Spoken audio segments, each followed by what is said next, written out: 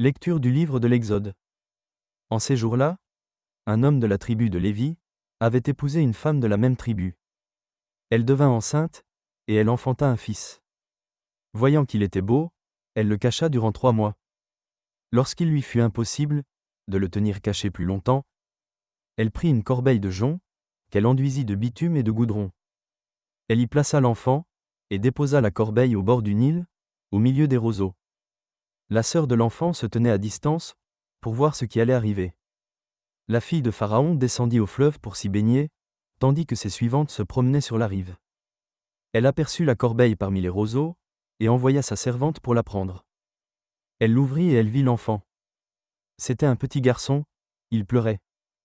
Elle en eut pitié et dit : « C'est un enfant des Hébreux. » La sœur de l'enfant dit alors à la fille de Pharaon : « Veux-tu que j'aille te chercher, parmi les femmes des Hébreux, une nourrice qui, pour toi, nourrira l'enfant ? » La fille de Pharaon lui répondit : « Va. » La jeune fille alla donc chercher la mère de l'enfant.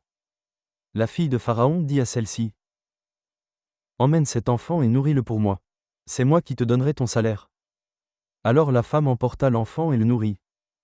Lorsque l'enfant eut grandi, elle le ramena à la fille de Pharaon, qui le traita comme son propre fils.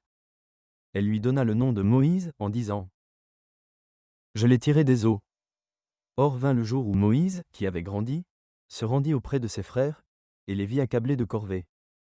Il vit un Égyptien qui frappait un Hébreu, l'un de ses frères. Regardant autour de lui et ne voyant personne, il frappa à mort l'Égyptien et l'enfouit dans le sable. Le lendemain, il sortit de nouveau. Voici que 2 Hébreux se battaient.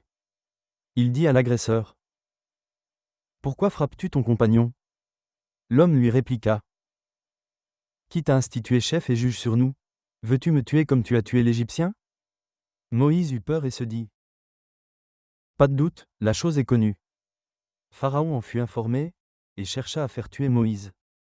Celui-ci s'enfuit loin de Pharaon, et habita au pays de Madian. Parole du Seigneur. Nous rendons grâce à Dieu.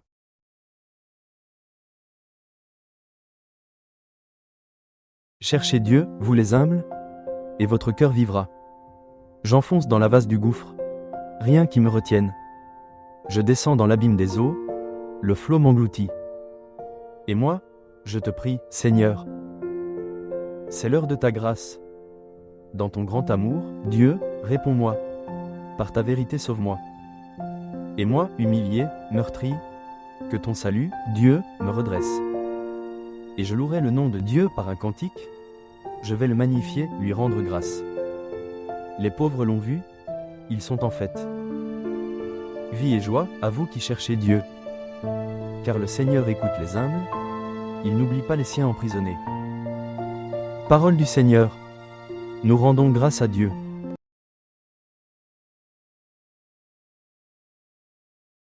Aujourd'hui, ne fermez pas votre cœur, mais écoutez la voix du Seigneur.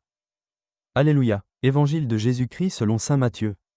En ce temps-là, Jésus se mit à faire des reproches aux villes où avaient eu lieu la plupart de ses miracles, parce qu'elles ne s'étaient pas converties. Malheureuse es-tu, Chorazine. Malheureuse es-tu, Bethsaïde.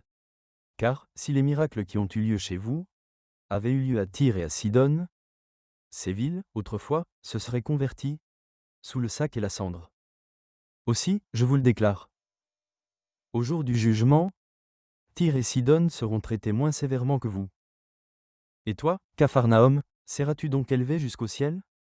Non, tu descendras jusqu'au séjour des morts. Car, si les miracles qui ont eu lieu chez toi avaient eu lieu à Sodome, cette ville serait encore là aujourd'hui. Aussi, je vous le déclare. Au jour du jugement, le pays de Sodome sera traité moins sévèrement que toi. Acclamons la parole de Dieu. Nous rendons grâce à Dieu.